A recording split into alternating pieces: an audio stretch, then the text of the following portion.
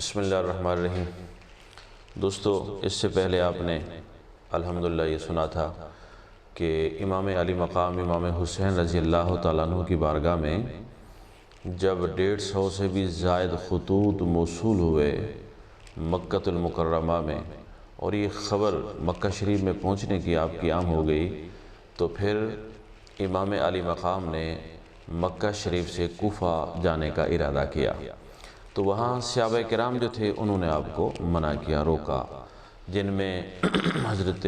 عبداللہ بن زبیر بھی اس وقت وہاں پر پہنچ چکے تھے، حضرت ابو واقد لیثی،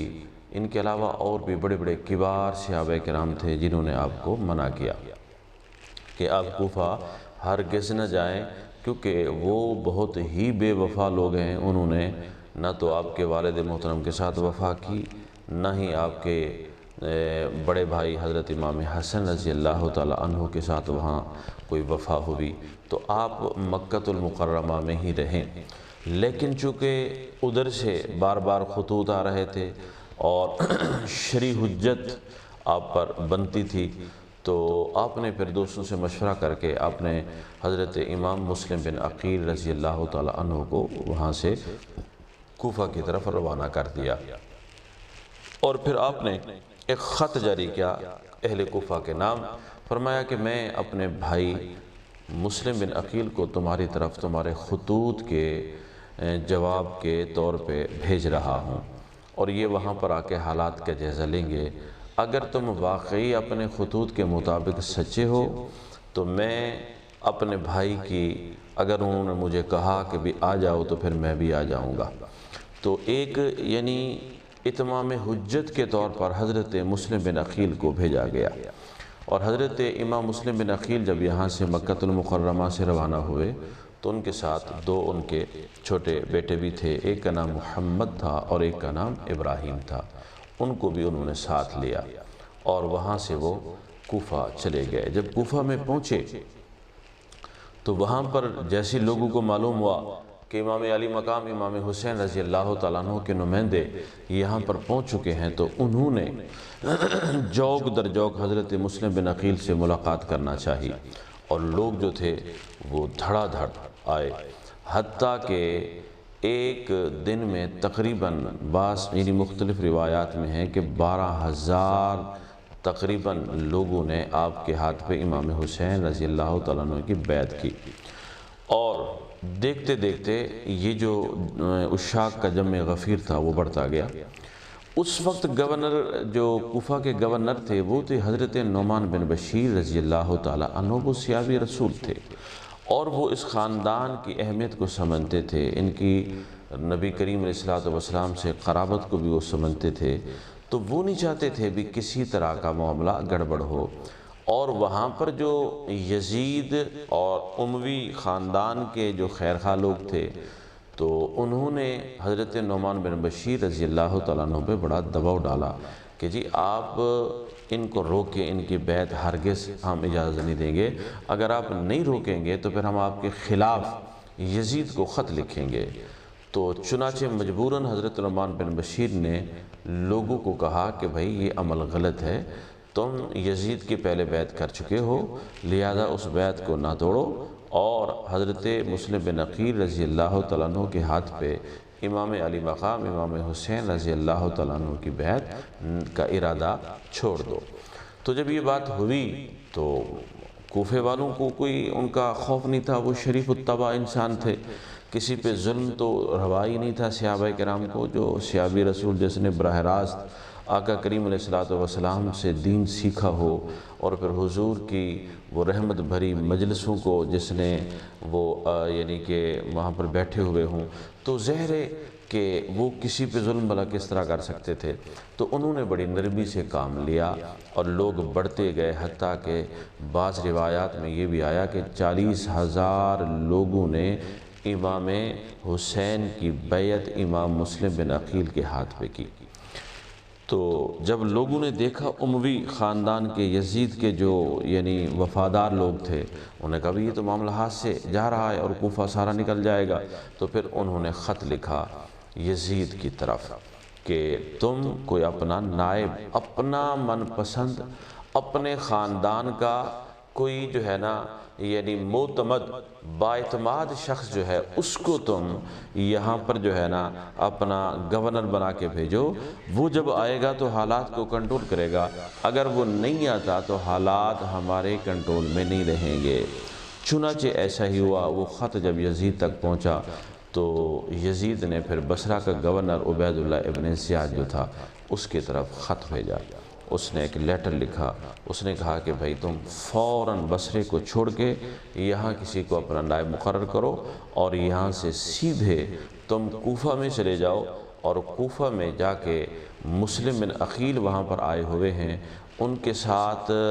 جن لوگوں نے بیعت کی ہے ان کے ساتھ سختی کے ساتھ نمٹو، اور مسلم بن عقیل کو وہاں سے روکو۔ اگر وہ بیعت کرنے سے نہ رکیں اور میری بیعت نہ کریں تو پھر ان کو بھی تم قتل کر دو۔ اور اس نے انہیں کہا کہ بھائی جتنی بھی تمہارے پاس لشکر ہے، جتنا بھی تمہارے پاس فوج ہے، تم اپنی ساری فوج سارا لشکر لے کے وہاں کوفہ میں چلے جاؤ۔ چنانچہ جیسے ہی عبید اللہ ابن زیاد لعین مردود کے پاس یہ یزید کا خط پہنچا، وہ یزید کا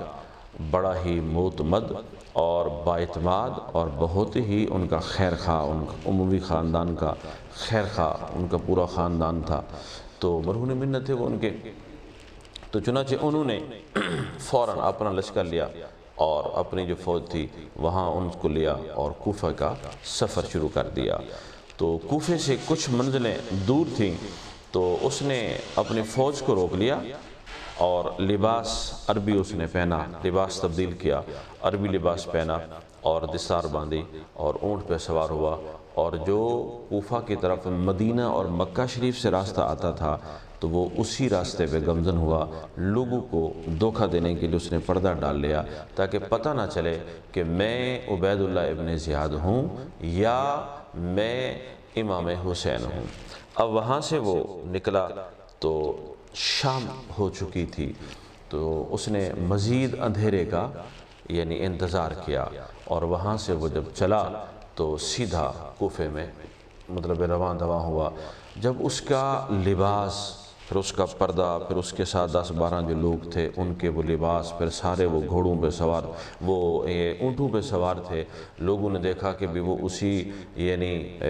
طیبہ کے راستے سے آ رہے ہیں، تو لوگ سمجھے کہ یہ تو امام حسین تشریف لا رہے ہیں، تو لوگوں نے پھر یعنی امام حسین سمجھ کے انہیں مرحبا مرحبا کے نعرے لگانا شروع کر دیے، اے ابن رسول آپ کو خوش آمدید ہم کہتے ہیں، مرحبا۔ چنانچہ جب وہ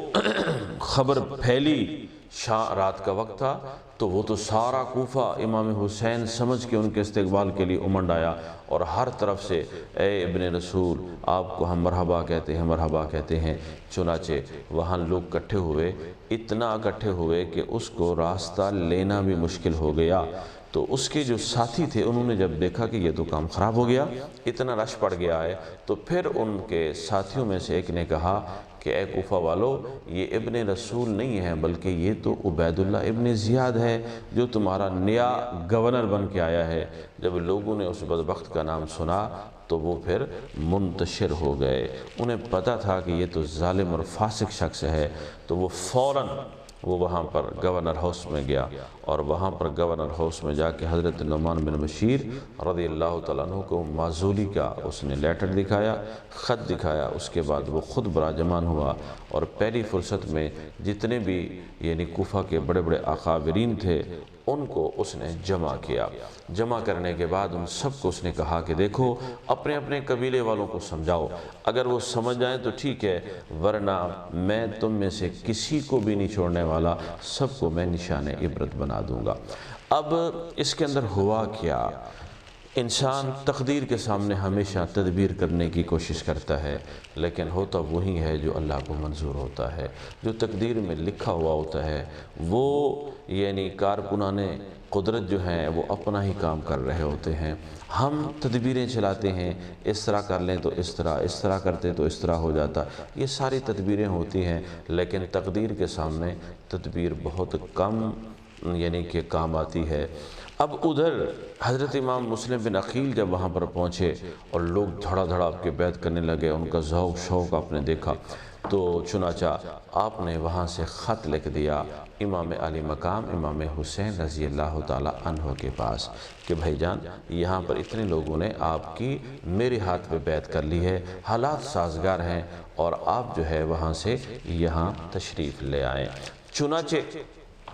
اب انہوں نے خط لکھ دیا، اور ادھر وہ قاصد روانہ ہوا مکہ کی طرف، اور ادھر جو تھے وہ سراسر یکسر